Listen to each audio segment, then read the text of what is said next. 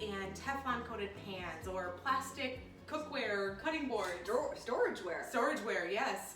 Well, what we found is that a lot of science has showed us that there's these toxic materials in those type of things. So the Teflon, the plastic, the aluminum, those things are adding some toxins to our life. So what we're going to do today is show you how to revamp your kitchen equipment and allow for a safe environment to get you started before we get into any of the cooking. Yeah, and speaking of toxins, Brooke, we are inundated by toxins in the environment. It's what we drink, what we eat, what we inhale, what we absorb through our skin. And we're eating at least 3 times a day. And hopefully you guys are in the kitchen at least 3 times a day preparing your own food. So that's why it's so important that we build the foundations safely.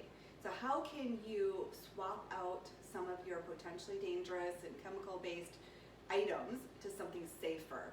Because what we have found is that science is showing us that these toxins stay in the environment and in our bodies for a really long time. And especially the more susceptible folks to that toxin overload are people who are developing. So certain stages of life, pregnancy, infancy, young childhood, puberty, also menopause, and andropause. For those of you who don't know what that is, that's male menopause.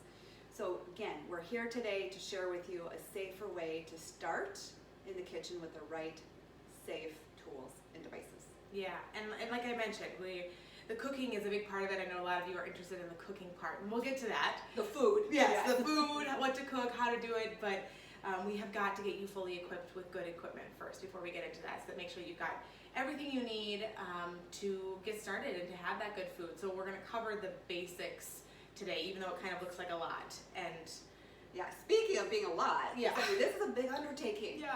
So number one, do you even have these tools in your kitchen? And number two, what are they made of? Yeah. So it's going to be a process. Mm-hmm. So take it slow. Take it slow. Take the things that you use most often. So if you're always using a saute pan or a fry pan, start there. If you're always using your baking sheets, start there. And we've got tips and hacks along the way, because I'm not perfect and you're not perfect. No, we're not made of money no, either. So no. You have to invest in these items. Yeah, so it's how expensive. can you get around it in the meantime? For sure. One example, and we'll get to it, is baking sheets. I don't have safe baking sheets yet. I still have aluminum ones. So what I do is layer some parchment paper down, and instead of getting exposed to the aluminum on the sheet, I'm putting a layer between that, a barrier, in the meantime before I can invest in some really high quality baking sheets. So yes. Examples like that will help you slowly transition your kitchen over to be a safe one. Absolutely. Okay, so we're going to get started with the kind of stovetop cooking materials that you're going to use on a regular basis. And we're going to, I guess before I get into it, I want you to be aware of the materials that we're really trying to avoid. First and foremost is going to be aluminum. That's really common in a lot of cooking tools, cooking equipment. So a lot of times pots and pans is very common. It's common in baking sheets. It's common in skillets. It's really everywhere. Yes, and the reason why is aluminum can leach heavy metals like aluminum or lead. Yeah. And one thing about lead is that it can stay in the body, especially in the bones, for up to 20 years. So until your bones start to break down, oftentimes we don't even know. Yeah. And then it starts to create a lot of problems. Sure, and think about high heat, high acidic foods. Those things are really going to extrapolate that exposure. So another material we're trying to avoid is plastic, of course. And now you wouldn't use plastic on a stovetop, but there are plastic strainers and plastic steamers, and we'll get into cutting boards and other things measuring like that. cups, measuring spoons. Yeah, so we'll get into all of that, but that's another one that we're really trying to avoid in all measures in the kitchen. Yes. And that is because of the BPA, or bisphenol A. And I know a lot of materials will say BPA free. Well, they are using a derivative of that tends to be as, if not more toxic than BPA. And it tends to degrade over time with use, cleaning, heating, and freezing. And it has been shown to be an estrogen mimicker, so it really disrupts our hormones, increasing our risk for hormone-related cancers, infertility, and PCOS. Yep. So hormone disruption. I mean, think about all the things that you usually keep plastic, like Tupperware. Sorry, Mom, but you've got, there are people that have Tupperware in their fridge or in their cabinet for years and years and years, and think about that exposure. So, lastly, the last one that we're going to try to avoid is Teflon. Teflon, thank you. That is everywhere, especially in your pots and pans and your skillets. It was a huge deal. Who doesn't want nonstick cookware, right? It's easy. Easy, it's nonstick. Everyone loves it. It's been a huge deal for many years, and what we found now is that toxic exposure is really having an impact on our health. Yes. And that is one chemical that has been shown to stay in the Yes. environment and in our bodies for a really long time, and it leaches into the water supply. Mm-hmm. So not only do we have to think about what we're using in the kitchen, but what are we drinking? Absolutely. So water, if you live because here in Minnesota, we have a 3M plant that has done that into our Yes. water supply. So make sure you have the proper water filtration. Yeah, they, companies like that have made these products that have Teflon exposure and all these, chemicals that we don't want in our bodies or in our environment. So all of that is really important. Yes. Okay, so let's get started into the actual examples. So first, pots and pans. This one here is a stainless steel.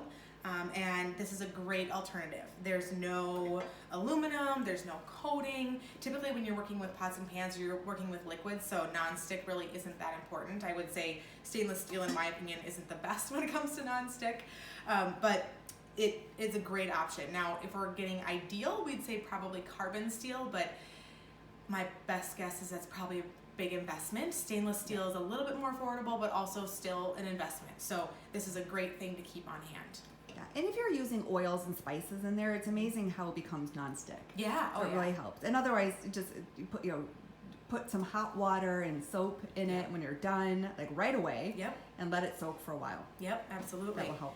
So we get into skillets. Let me take one step back, Sure. Brooke. With stainless, the only exception there would be if you know you have a nickel allergy. Sure. Because stainless can release nickel, especially again if you're cooking something acidic. So just something to keep in mind. Yep. So when it comes to skillets, then moving on, there's lots of materials that they're also made of. You can find stainless steel skillets as well. Those are also great options. Again, not so much of the non-stick, carbon steel being better. But here's another great option that I love, Cindy loves, is cast iron. These can come just as they are. They can come pre-seasoned. They can come with a ceramic coating on top, which is also really great. 100% ceramic is a great material to also work with. So if they've got a ceramic coating, that's fantastic. These are wonderful as long as you season it properly right when you get it.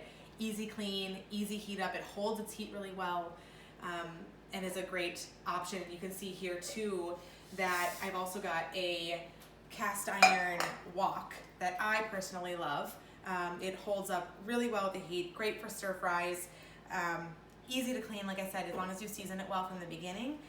Piece of cake, it holds right on there and has that high heat that's really good. Now, one of the things that we'll caution with cast iron is obviously is made of iron. So if you do have high iron levels, it's something to be careful of.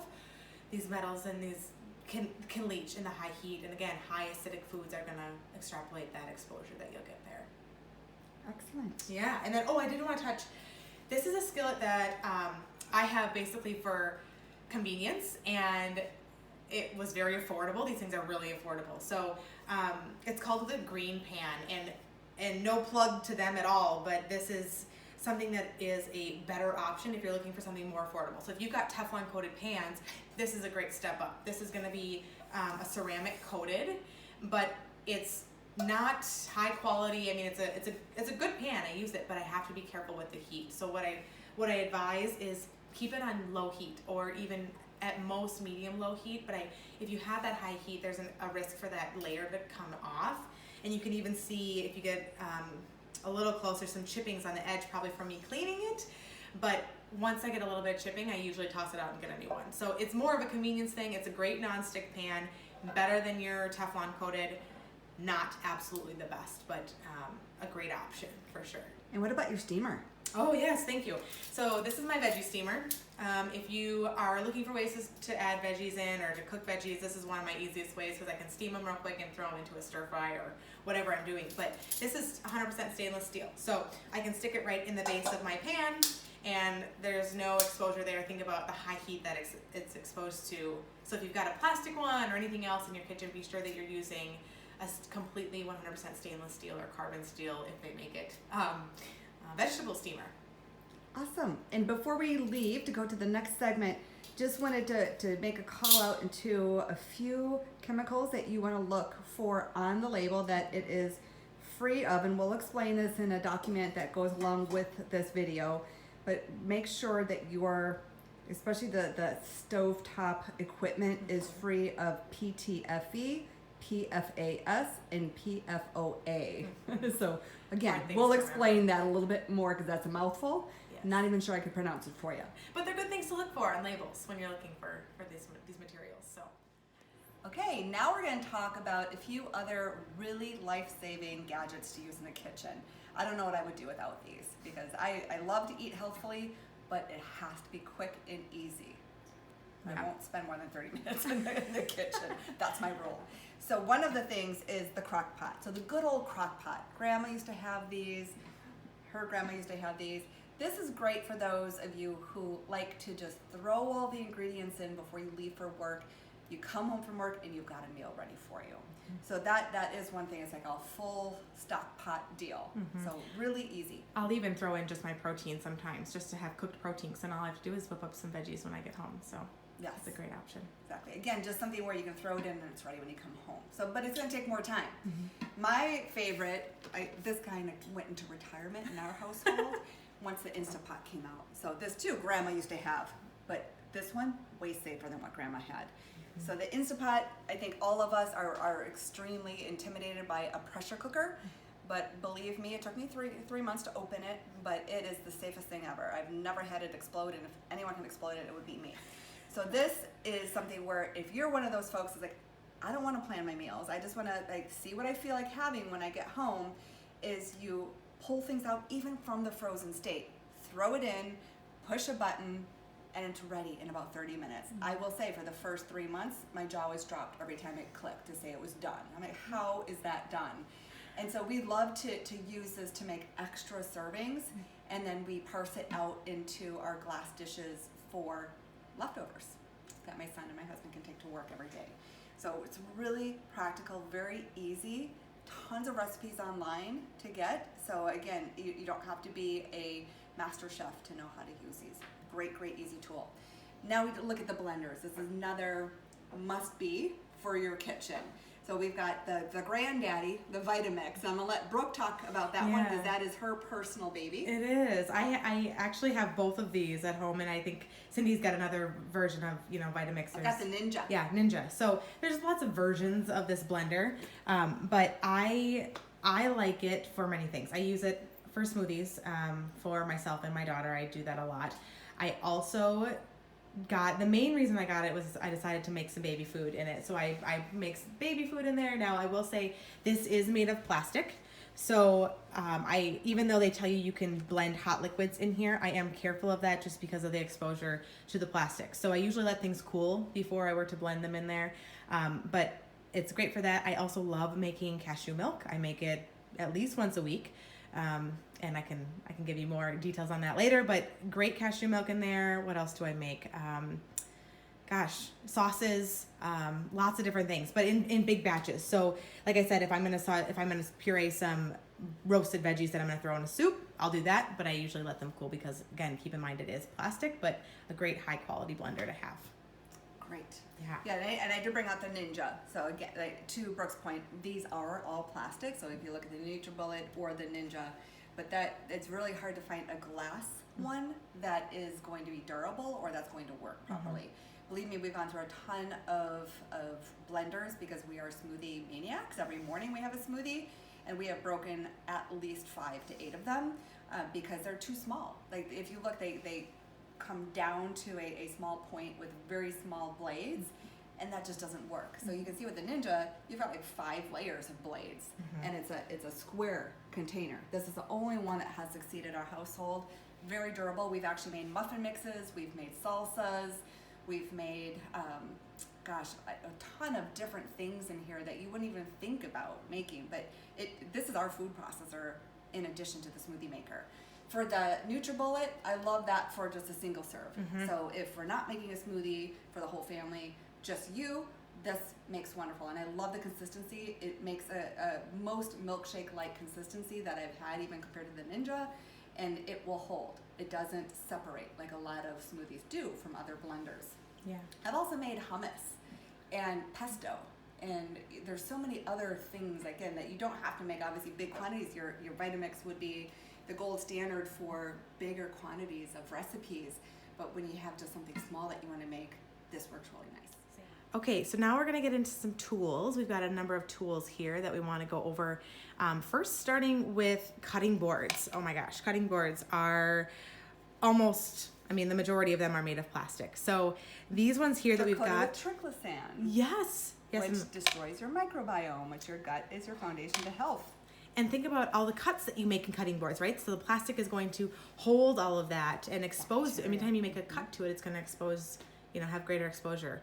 Not to mention hold bacteria, which is not something we want either. Okay, so here we have one option is wood, just plain old wood. Check to make sure we were talking about bamboo as well, and just make sure that you can see and they advertise for what kind of coating is on there if they have one. Typically wood do not, but just make sure that if you have a bamboo one, you're looking at coating and what they're putting in that coating. They're not using mineral oil, which is a petrochemical. Yeah, so just keep an eye out on that. The other great option is glass. These ones, of course, are a little bit more fragile, but they work great. Think about it. You're cutting right onto it. It makes an odd sound when you cut, but there is really minimal risk of cutting into it, and no chemicals that are going to be exposed and something like that. And I will also say, having a separate cutting board for meats versus veggies, cheeses, all that kind of things are going to be recommended. So try to keep your meat separate from other things for many reasons. Have a couple different ones. Yeah, to your point, Brooke. And the other thing, I know sometimes people get concerned about that potential bacteria holding in the wood. You can actually sterilize it in the microwave at a high temperature for 10 minutes. Awesome. So if you're curious or you're concerned, you can do that. And I've read studies that wood is not any more likely to hold bacteria than plastic. So less. Yeah. Mm-hmm. So these are wood, glass are great options. Getting right into cooking utensils. So think about all those pots and pans. Well, also think about how often we're using plastic utensils. So these are my personal favorites. I've got a couple wood ones that I like. I like them to be a little bit thinner. So these are my go-to for soups or sometimes browning meat. Spatulas, these are 100% silicone. I love that they're all one piece, in my opinion. When you have a separate handle, things get stuck in the middle. I don't like it. So these are my favorites. And then I do use a stainless steel spatula for when I roast veggies or flipping burger patties, things like that. So those are my personal favorites. And then knives. We need knives to cut with. So one thing I will say is that knives are very expensive, and I am fortunate to have a good set at home. These are from that set. I believe they're, you can see myself, they're Shun is the brand of that knife that I really love. High quality knives. Or if you don't want to make a big investment in knives, having one good chef's knife makes fantastic. All the difference. Yeah. It's amazing how a sharp, good knife makes your life easier. Yes, and also, in my opinion, it makes me much more likely to actually do the cutting. If I have dull knives or knives that I don't enjoy, I don't want to do the cutting and the prepping. So it's hard. Yes. And I did touch on this earlier, but I do want to mention again the sheet pan. So this one here is coated with ceramic. So it's a great option to have.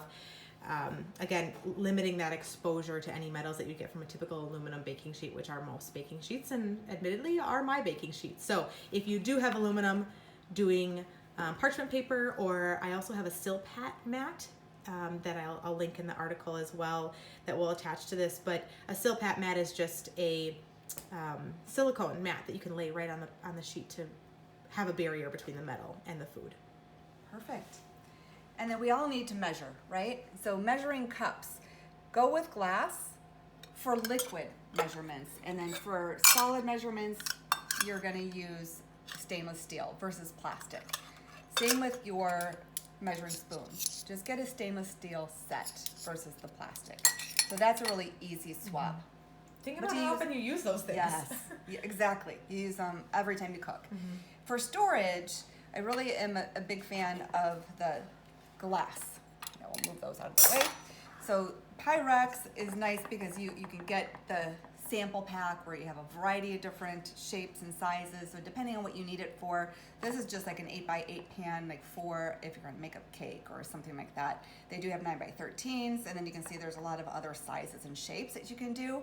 Some people opt just for the ball mason jars, so for storage. So that can also be like, depending what your fridge looks like or your pantry, you decide what makes the most sense. Sorry, that's my favorite for soups. I Yeah. love that for storing soups. Absolutely. And then this is just showing how to use it. Like one of the big containers we use, this is one of my nutritional hacks, is we all like to just grab and go, right? And so you have to be prepared. So just taking a couple moments twice a week to fill it up with colorful vegetables.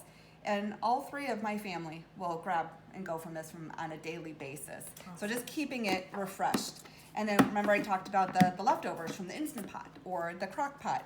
So here, just throw it in right after you cook it, and then don't forget to label it, because we have made that mistake. We put it in the freezer, like, what is that? So just make sure that you label it with we just use a Sharpie and masking tape, and now you've got a meal. So like you come home one day and you don't want to cook, you've got a frozen meal waiting for you. You might just have to add a few vegetables, which if you're cutting it ahead, you've got that too. No problem. So how easy is that? Awesome. All the tools that you would need, and we'll have more recap on the document that goes right along with this.